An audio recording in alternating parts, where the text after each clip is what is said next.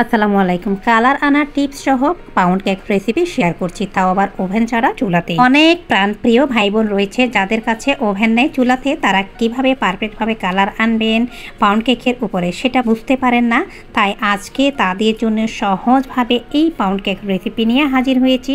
বিকালে চায়ের আড্ডায়, অতিথি আপ্যায়নে কিংবা চাইলে ডেলিভারির জন্য এই রেসিপিতে আপনারা পাউন্ড কেক তৈরি করতে পারবেন। এরই মাঝে কথা বলতে বলতে রেসিপিতে চলে এসেছি। আমি রুম টেম্পারেচারে থাকা 3টি ডিম নিয়েছি। ডিম যদি ফ্রিজে থাকে অবশ্যই 1 ঘন্টা আগে বের করতে হবে। ফ্রিজে থাকা কোনো উপকরণ দিয়ে কখনোই আপনাদের কেক পারফেক্টভাবে হবেও না, ফুলবেও না।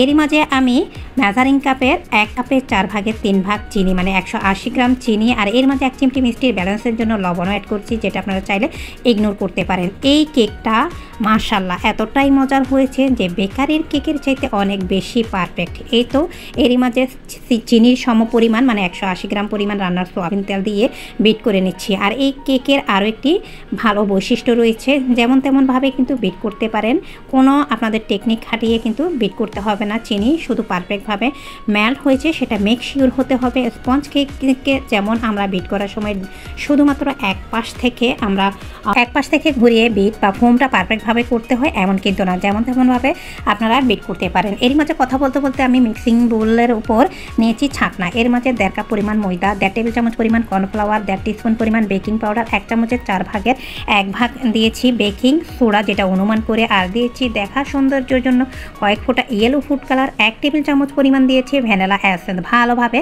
আমি একটি হ্যান্ড হুইস্ক দিয়ে মিশিয়ে নিয়েছি। কন্ডেন্স মিল্কের মতো ঠিক দেখতে এরকম হবে, খুব বেশি ভারী বা অতিরিক্ত পরিমাণ কেকটা বড় করার জন্য ময়দা বা আটা ব্যবহার করবেন না। এতে করে কিন্তু আপনাদের কেকটা কখনোই পারফেক্ট হবে না, ময়েস্ট হবে না, অতিরিক্ত ভারী আর শক্ত হয়ে যাবে। আমি 6 সেম সাইজের 2টা মোল্ড আগে থেকে রেডি করে রেখেছি। আর যেহেতু আমাদের কেক বানাতে বানাতে একটা অভ্যাস আছে, তাই ওয়েট করে যে কেক বেটার দিতে হবে মোল্ডে এমন কোনো কথা নেই। সমানভাবে 2টা মোল্ডে দিয়ে এইভাবে ট্যাপ করে নিয়েছি, একটা সাইডে রেখে দিচ্ছি। আর এরই মাঝে অফ স্ক্রিনে আমি একটি হাঁড়ি, যে হাঁড়িতে আমি সমস্ত bread item, bakery item, sponge cake অর্ডারের জন্য যেটা আমার সবসময় অর্ডার আসে সেটা সহ আর পাউন্ড কেক সহ এই হাঁড়িতে আমি তৈরি করে থাকি, সেটা প্রিহিট করে নিয়েছি। ভালোভাবে গরম হওয়ার পর নর্মালি একটা আমি কাগজ দিয়ে এর মাঝে একটি তার স্টেনার বসিয়ে দিয়েছি, আর তার উপর কেক মোল্ড 2টা যেভাবে ডিসপ্লেতে দেখেছেন ঠিক সেভাবে বসিয়ে দিয়ে এর উপরে 4 টেবিল চামচ পরিমাণ টুটি ফ্রুটি 2টা মোল্ডে সমানভাবে দিয়ে ঢাকনা দিয়ে ঢেকে 1 মিনিট আমি হাই হিটে জাল করেছি। এরপরে চুলার জালটা আমি একেবারে লোর চাইতে একটু বাড়িয়ে দিয়েছি। অতিরিক্ত কিন্তু জাল বাড়িয়ে দিলে সেক্ষেত্রে কাগজটা কিন্তু আগুন ধরে যাবে, সেটাও লক্ষ্য রাখতে হবে। এরপরে আমি 45 থেকে 50 মিনিট পর্যন্ত বেক করেছি।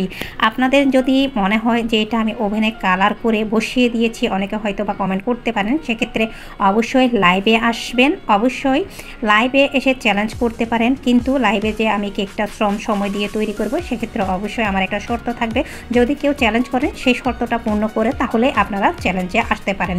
তো আরও একটি টিপস রয়েছে, এর মধ্যে গরম গরম কেকের মাঝে আমি সুগার সিরাপ ব্রাশ করে সারা রাত ওইভাবে হাঁড়িতে আমি রেখে দিয়েছি। এতে করে কেক থেকে অতিরিক্ত যে বাষ্পটা বের হবে সেই বাষ্পটা কেকে স্যুপ করে নিয়ে কেকটা আরও ময়েস্ট হতে সাহায্য করবে। কেক থেকে ডিমোল্ড করতে আমার খুব বেশি সময় লাগে না, যেহেতু আমরা কেক মোল্ডগুলি রেগুলার ইউজ করি। আর নিচের সাইডটা একটু শেয়ার করলাম। মাশাআল্লাহ 3টা ডিম দিয়ে বেকারির চাইতে পারফেক্ট, একেবারে ওভেন ছাড়া চুলাতে আলহামদুলিল্লাহ কেক হয়েছে। বাসায় এই রেসিপি বা টিপস তৈরি দেখে আপনারা বাসায় তৈরি করতে পারেন। তাহলে আপনারা চাইলে ডেলিভারি, অতিথি আপ্যায়ন অথবা বিকালে চায়ের আড্ডায় কিংবা নিজের যখনই মন চাইবে আপনারা চাইলে বাসায় তৈরি করে নিতে পারেন। এই পাউন্ড কেকটা কখনোই স্পঞ্জি হবে না, সবসময় সফট হবে। এই তো ময়েস্ট আর সফট স্পঞ্জি 2 পাউন্ড কেক আমি তৈরি করে নিয়েছি চুলায় আলহামদুলিল্লাহ। যখন আমার ওভেন ছিল না তখন আমি এইভাবে হাঁড়িতে সবসময় কেক তৈরি করতাম। আর সবার উপরে হচ্ছে প্র্যাকটিস, যত বেশি প্র্যাকটিস করবেন আপনার কেক বা যে কোনো আইটেম, যে কোনো কাজ তত বেশি পারফেক্ট হবে। কেটেও শেয়ার করলাম, দেখতে পাচ্ছেন কতটা ময়েস্ট হয়েছে।